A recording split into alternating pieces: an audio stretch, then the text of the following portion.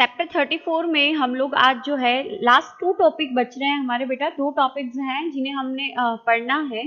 एक तो दुग्ध स्रवण और दूसरा है आपका प्रसव। ये लास्ट टॉपिक है इस चैप्टर का, ठीक है। इसको हम लोग समझेंगे। तो सबसे पहले हम टॉपिक लेते हैं प्रसव। प्रसव क्या चीज होती है? जो गर्भकाल होता है मनुष्यों के अंदर, वो गर्भकाल कितने दिन का होता है? अगर हम दिनों की बात करते हैं, महीनों की बात करते हैं तो 9 महीने का होता है। अगर हम इसको सप्ताह में देखते हैं तो 38 सप्ताह होते हैं, और अगर हम दिन में देखते हैं तो 266 डेज के अंदर ये कंप्लीट होता है। तो क्वेश्चन आपको ऐसे पूछा जाता है कि जो मनुष्य होते हैं उनमें गर्भकाल कितने दिनों का होता है? तो दिन अगर पूछता है तो 266। अगर आपको पूछता है कि कितने सप्ताह का होता है तो 38 सप्ताह है ना। और अगर पूछता है महीने तो 9 महीने। तो गर्भकाल इतने दिन का होता है। गर्भकाल किसे कहेंगे हम?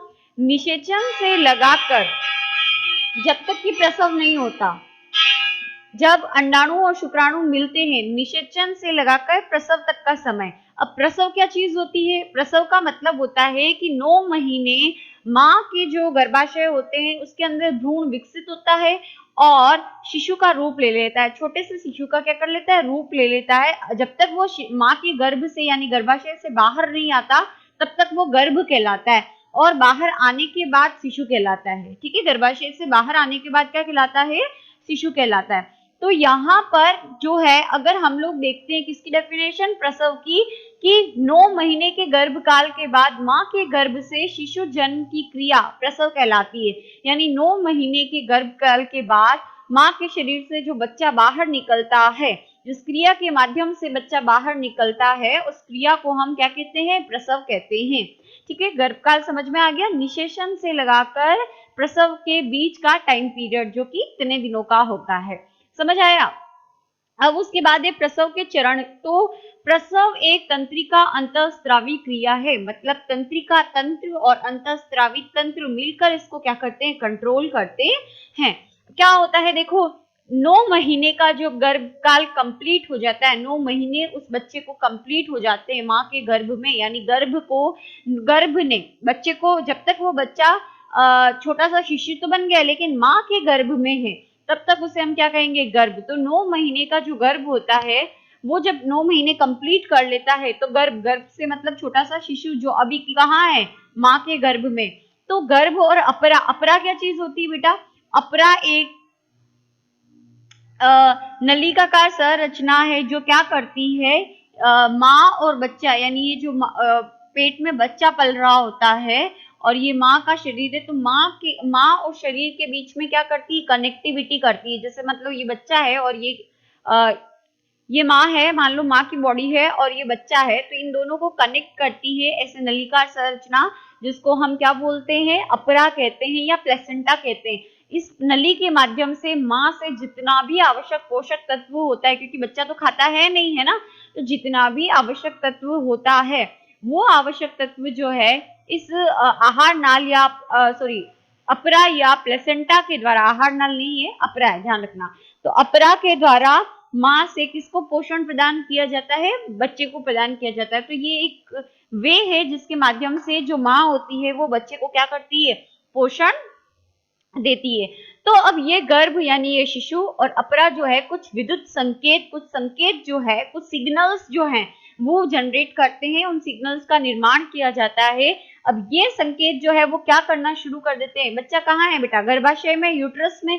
तो उस यूट्रस, मालूम है ना कहाँ यूट्रस? जैसे अगर हम हम मादा जनन तंत्र की बात करते हैं तो ये ग्रीवा भाग होता है और ये गर्भाशय होता है। तो यहाँ बच्चा विकसित हो रहा होता है ना। तो इस जैसे ही 9 महीने कंप्लीट होते हैं तो खुद अपरा और जो गर्भ होता है वो संकेत उत्पन्न करते हैं। उस संकेत के कारण ये गर्भाशय के अंदर क्या होना? संकुचन यानी सिकुड़ना शुरू कर देती है इसकी भित्ति, ठीक है। और गर्भाशय की भित्ति का जो सिकुड़ना होता है, संकुचन जो होता है, सिकुड़ना, रिलैक्स होना, ये गर्भ उत्प्रेक्षण प्रतिवर्त कहलाता है। क्या कहलाता है? गर्भ उत्प्रेक्षण प्रतिवर्त, ठीक है। अब जब गर्भ उत्प्रेक्षण प्रतिवर्त शुरू हो जाता है तो पीयूष ग्रंथि प्रभावित होती है। पीयूष ग्रंथि के द्वारा कौन सा हार्मोन रिलीज किया जाता है? Oxytocin hormone. कौन सा? Oxytocin hormone. ऑक्सीटोसिन क्या करेगा, गर्भाशय के अंदर जो चिकनी पेशियां हैं उनमें संकुचन करेगा, उस संकुचन को बढ़ाएगा। ठीक है, इससे क्या होगा, ये जो ग्रीवा होगी ना, इसका मुख खुल जाएगा और ये बच्चा जो है, जैसे यहाँ से मतलब सिकुड़ा, तो अगर मान लो यहाँ से हम सिकुड़ देते हैं तो ये बच्चा किधर आ जाएगा, ग्रीवा के पास आएगा। ग्रीवा के पास आएगा तो ये ग्रीवा वाला मुख क्या हो जाएगा, खुल जाएगा। संकुचन और अधिक बढ़ जाते हैं तो ये जो ग्रीवा होती है और योनि होती है, ये मिलकर किसका निर्माण करते हैं, प्रसव नाल का। तो प्रसव नाल से बच्चा क्या हो जाता है, बाहर आ जाता है। ग्रीवा प्लस क्या चीज, ग्रीवा प्लस योनि। ठीक है, तो योनि मार्ग जो होता है ये मिलकर किसका निर्माण करते हैं, प्रसव नाल का। तो प्रसव नाल के माध्यम से बच्चा क्या आ जाता है, बाहर आ जाता है। इसे हम क्या कहते हैं, प्रसव निष्कासन कहते हैं। तो इस तरीके से किसकी क्रिया होती है, प्रसव की क्रिया होती है। कई बार जो है ये जो गर्भाशय के अंदर संकुचन जो है, जिसे हम लेबर पेन जानते हैं, जो दर्द उठता है ना जो गर्भाशय के सिकुड़ने से, तो उसे लेबर पेन कहते हैं। तो वो कई बार 9 मंथ कंप्लीट होने के बाद भी स्त्रियों को नहीं हो पाता किसी कारण से। ठीक है, जैसे ऑक्सीटोसिन है वो प्रॉपर तरीके से रिलीज नहीं होगा तो संकुचन नहीं होगा, यानी प्रसव पीड़ा उसको, लेडी को नहीं होगी, लेबर पेन नहीं होगा। जब बच्चा पैदा होने वाला होता है तो आप देखते हो आस पड़ोस में देखा होगा कि जो लेडी होती है उसको क्या किया जाता है, हॉस्पिटल लेके जाते हैं कि हाँ भाई अब बच्चा क्या होने वाला है, डिलीवर होने वाला है, प्रसव होने वाला है, लेडी के जो गर्भ है उससे बाहर आने वाला। तो वो दर्द क्यों होता है, क्योंकि ये जो गर्भाशय की चिकनी पेशियां होती है वही सिकुड़ती है। वो किसके फलस्वरूप सिकुड़ती है, ऑक्सीटोसिन हार्मोन की वजह से। तो अगर ऑक्सीटोसिन नहीं रिलीज हो पाएगा तो क्या होगा, बच्चा सिकुड़ेगा नहीं, लेबर पेन नहीं होगा उस लेडी को।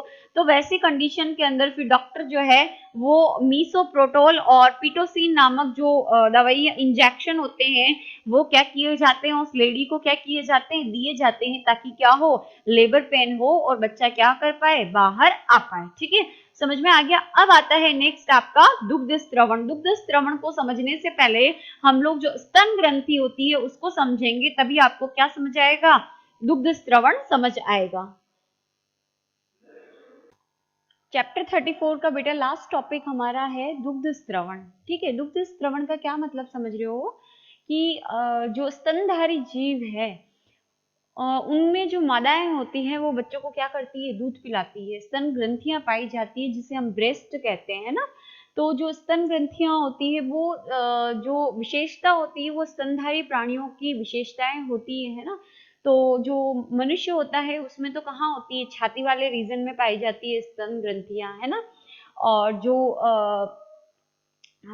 हम गाय ले लो या फिर भैंस ले लो, उसमें क्या होता है, उदर वाला, उदर का जो भाग है वहां पर पाई जाती है, उदर उदर के पश्च भाग में पाई जाती है। ठीक है, और कुछ जीव जो होते हैं जैसे कि कुत्ता हो गया, उसमें वृक्षीय भाग में भी होती है और उदर भाग में भी जो ग्रंथियां होती है वो पाई जाती है। ठीक है, तो ये जो ग्रंथियां होती है, स्तन ग्रंथि जो होती है वो स्तन ग्रंथि के अंदर किसका निर्माण होता है, दूध का निर्माण होता है। ठीक है, और ये दूध का स्तन ग्रंथि से बाहर आना दुग्ध स्त्रवण कहलाता है ना। ठीक है, तो अब क्या है, समझेंगे पहले स्तन ग्रंथि को, समझेंगे कि स्तन ग्रंथि की संरचना कैसी होती है। तो स्तन ग्रंथि के अंदर देखो, ये जो मैंने बनाया है ये तो है पसलियां, क्योंकि छाती वाले रीजन में, ये हमारा रीजन है छाती वाला, यहाँ पर होती है, तो ये पसलियां हैं। ठीक है, अब उसके बाद ये जो स्तन होता है, जो ब्रेस्ट होता है, वो क्या होता है, ऐसे कोष्ठ में बटा होता है, जिन्हें कुपकीय कोष्ठ कहते हैं। कोष्ठ का मतलब क्या है, ऐसे खंडों में बटा हुआ है। ठीक है, तो ये कुपकीय कोष्ठों के अंदर ये स्तन बटा होता है और इन कोष्ठ के बीच बीच में यहाँ पर सब तरफ वसा पिंड जो होते हैं, वसा से बने हुए पिंड जो है वो पाए जाते हैं। उसके बाद यहाँ पर कोशिकाओं का समूह होता है। ये कोशिकाओं का समूह मिलकर जिस संरचना का निर्माण करता है उसे कुप्पिकाएं कहते हैं। और ये कोशिकाएं जो होती है, सारी की सारी कोशिकाएं एपोक्राइन होती है। एपोक्राइन कोशिका होने का क्या मतलब है, नीट में क्वेश्चन आता है इस तरीके का। एपोक्राइन होने का मतलब ये कोशिकाएं जो है, यानी कुप्पिका कोशिकाएं जो है, यानी ये कुप्पिका का निर्माण करने वाली कोशिकाएं क्या करेगी, दूध का निर्माण करेगी। जब ये पूरी कोशिका क्या करेगी, दूध से भर जाएगी, तो इसका कुछ हिस्सा इस दूध को, ये दूध को सीक्रेट तो करेगी, ठीक है, जब ये पूरी दूध से भर गई तो दूध को सीक्रेट तो करेगी, पर इसका कुछ हिस्सा क्या हो जाएगा, हट जाएगा इस दूध के साथ। तो ये इस तरीके की जो कोशिकाएं होती हैं वो एपोक्राइन कोशिकाएं होती हैं। तो एपोक्राइन कोशिकाएं होती हैं, ये मिलकर जिस संरचना का निर्माण करती है उसको कुपिका कहते हैं। तो कुपिका कोशिकाओं के द्वारा ही किसका निर्माण किया जाता है, कुपिका कोशिका के द्वारा दूध का क्या किया जाता है, निर्माण किया जाता है।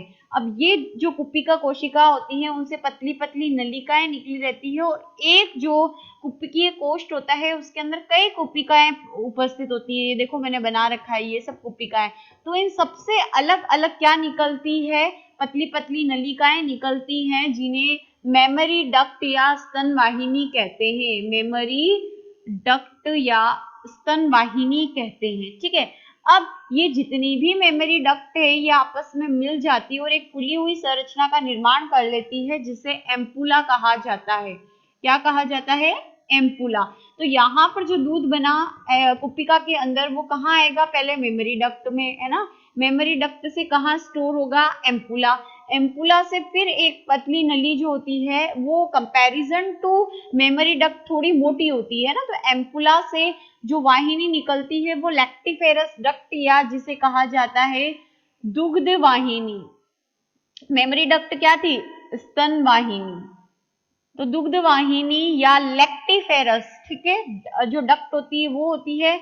ये आगे चलकर यहाँ से भी आ रही है, देखो ये जो मैंने बनाई है ये लैक्टिफेरस डक्ट है, ये एम्पुला है, एम्पुला से इधर क्या आ गई, लैक्टिफेरस डक्ट आ गई। तो ये जितनी भी लैक्टिफेरस डक्ट है वो आगे जाके एक संरचना में आती है, यानी जो जिससे बच्चा चूसता है उसे कहते हैं निप्पल, है ना। तो बोतल से बच्चे जो दूध पीते हैं उसके आगे जो आर्टिफिशियल निप्पल होती है वो पाई जाती है, निप्पल कहते हैं या इसे हिंदी में चूचक कहते हैं, ठीक है। तो ये जो होती है निप्पल के अंदर ये लैक्टिफेरस जो ट्यूब्स होती हैं वो खुलती है और ये एक छिद्र के रूप में बाहर निकलती है, तो दूध यहाँ से क्या हो जाता है, फिर बाहर निकलता है। अब इस निप्पल के चारों ओर ब्राउन कलर की जो ये स्किन आप देखते हो उसे एरियोला कहा जाता है। आगे बात समझ में। तो ये इस तरीके से किसकी संरचना है बेटा, स्तन ग्रंथि की क्या है, संरचना। तो कुपिका की जो एपोक्राइन कोशिकाएं होती है वो दुग्ध का स्त्रवण करता है, ये दुग्ध मेमरी डक्ट में जाता है, मेमरी डक्ट से स्टोर होता है एम्पुला, एम्पुला से लैक्टिफेरस ट्यूब और फिर निप्पल से होता हुआ छिद्र के थ्रू बाहर निकल जाता है। तो ये इस तरीके से दुग्ध का क्या होता है, जो ट्रांसपोर्टेशन होता है वो स्तन ग्रंथि के अंदर होता है।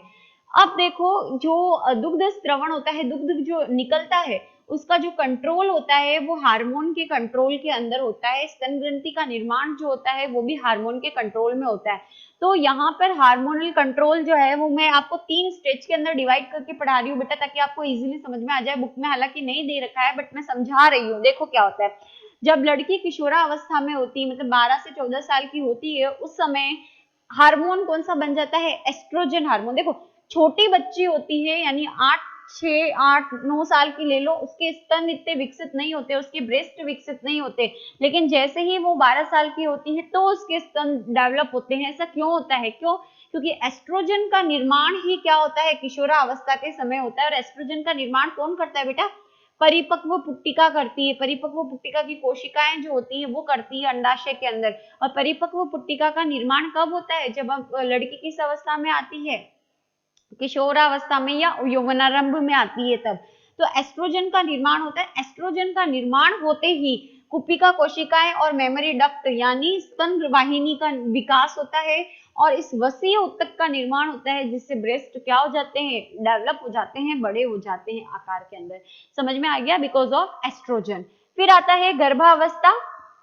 जब भी लड़की जो है गर्भ धारण करती है तो क्या हार्मोनल चेंजेस होते हैं। तो देखो जब भी गर्भ धारण करती है तो अंडाशय के अंदर ऐसी पीले कलर की फ्लावर की स्ट्रक्चर बनती है, जिसे क्या कहा जाता है, कॉर्पस ल्यूटियम। कॉर्पस ल्यूटियम किसका स्त्रवण करता है बेटा, प्रोजेस्टेरोन हार्मोन का, ठीक है। फिर अपरा यानी जो प्लेसेंटा, जो कि गर्भ को यानी माँ के गर्भ में पल रहे बच्चे को किससे जोड़ता है, माँ से जोड़ता है, नलिकाकार संरचना।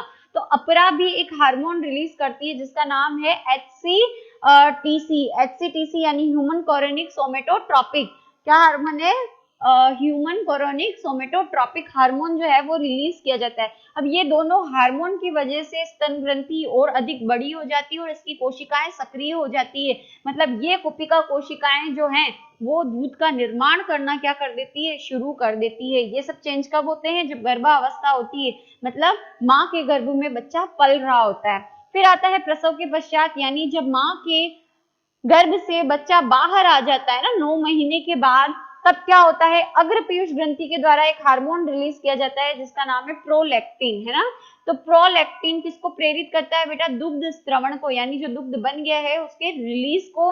फिर आता है हाइपोथैलेमस ग्रंथि होती है, उसकी कोशिकाएं ऑक्सीटोसिन हार्मोन का निर्माण करती है और इस ऑक्सीटोसिन को पश्च पीयूष ग्रंथि जो होती है, देखो प्रोलैक्टिन को कौन रिलीज कर रहा है, अग्र पीयूष, लेकिन ऑक्सीटोसिन को कौन रिलीज कर रहा है, पश्च पीयूष, और निर्माण कौन कर रहा है, हाइपोथैलेमस। तो ये हाइपोथैलेमस के द्वारा ऑक्सीटोसिन का निर्माण किया जाता है। और अभी हम लोगों ने देखा था कि ऑक्सीटोसिन का काम ही है संकुचन करना, गर्भाशय की भित्ति को भी संकुचित किया, तो यहाँ पे ये भी स्तन की जो ग्रंथि होगी उसको क्या करेगा, संकुचित करेगा। अगर संकुचन होगा तो दूध क्या हो जाएगा, बाहर आ जाएगा, है ना। तो ऑक्सीटोसिन जो होता है वो पश्च पीयूष के द्वारा क्या करेगा, रिलीज किया जाएगा और रक्त में इसकी स्तर बढ़ने से स्तन ग्रंथि संकुचित होगी और मिल्क क्या हो जाएगा, बाहर आ जाएगा, आउट हो जाएगा। आगे बात समझ में। तो इस तरीके से ये सारी क्रियाएं जो होती है वो होती है। तो आप इसको अच्छे से कर ले, क्वेश्चन आपको पूछा जा सकता है। अब एक चीज और आता है कि जो खीज होता है या जो कोलेस्ट्रम होता है, ये क्या चीज होती है, खीज या कोलेस्ट्रम क्या चीज होती है। और एक नंबर का क्वेश्चन और ये बनता है कि माँ के दूध में कौन सी प्रतिरक्षी अणु होती है। आ रही बात समझ में। तो ये कोलेस्ट्रम या खीज,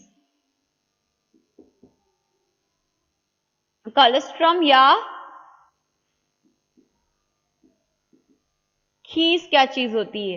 तो जब बच्चे को जन्म दे देती है माँ, यानी प्रसव जो हो जाता है, प्रसव के बाद जो माँ होती है वो पीले गाढ़े रंग का दूध जो है, फर्स्ट बच्चे के डिलीवर होने के बाद जो फर्स्ट कुछ दिन तक माँ के जो दूध निकलता है स्तन ग्रंथि से वो पीले गाढ़े रंग का होता है और उसे ही क्या कहा जाता है, कोलेस्ट्रम या खीस कहा जाता है। इसके अंदर क्या होता है, लैक्टोज प्रोटीन, लैक्टोज है ना, और कैसीन, ये सारे जो कैसीन प्रोटीन होते हैं इनकी अधिकता होती है, कैल्शियम पाया जाता है, विटामिन पाए जाते हैं और इसके अलावा जो है इसके अंदर एंटीबॉडी पाई जाती है IgA, जो कि बच्चे के अंदर क्या करती है, प्रतिरक्षी तंत्र का विकास करती है। आगे बात समझ में, प्रतिरक्षा यानी रोगों से लड़ने की जो क्षमता होती है वो प्रदान करती है। तो कोलेस्ट्रम जो होता है उसके अंदर प्रोटीन होता है, कैल्शियम होता है ना, कैसीन प्रोटीन होता है, कैल्शियम, विटामिन होता है। आगे बात समझ में। तो ये जो कोलेस्ट्रम और खीस होता है वो बच्चे को जरूर पिलाना चाहिए, यानी एड भी आता है। आप लोगों ने अगर देखा हो कि माँ को जो है बच्चे के जन्म के तुरंत बाद क्या करना चाहिए, माँ को जो है अपने बच्चे को पहला गाढ़ा दूध जरूर पिलाना चाहिए। क्यों, क्योंकि उसमें प्रतिरक्षी अणु होता है IgA। तो IgA की वजह से उसके अंदर क्या होता है, रोग प्रतिरोधक क्षमता का विकास होता है। आगे बात समझ में। तो यहाँ पर ये आपका जो चैप्टर है वो 34 कंप्लीट होता है।